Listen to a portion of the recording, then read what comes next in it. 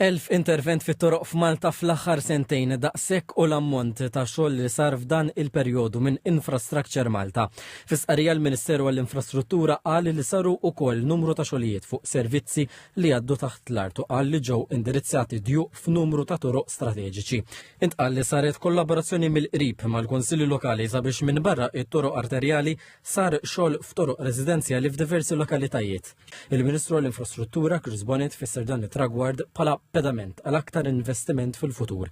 Tenna l-impenn tal-Gvern li tkompli tinbena infrastruttura moderna, sostenibbli u affitabbli għal ħtiġijiet tal-pajjiż. Il-Kap Eżekuttiv ta' Infrastructure Malta Steve Ellul spjega li x-xogħlijiet jinkludu firxa wiesa ta' interventi, inkluż proġetti kbar infrastrutturali. Minn toroq fi proġetti kbar li għaddejjin bħalissa minn Buġibba għall-imsida Marsa Skala għal toroq residenzjali propju bħalma għaddejjin bħalissa xogħlijiet propju hawnhekk ġewwa iż-Żejtun.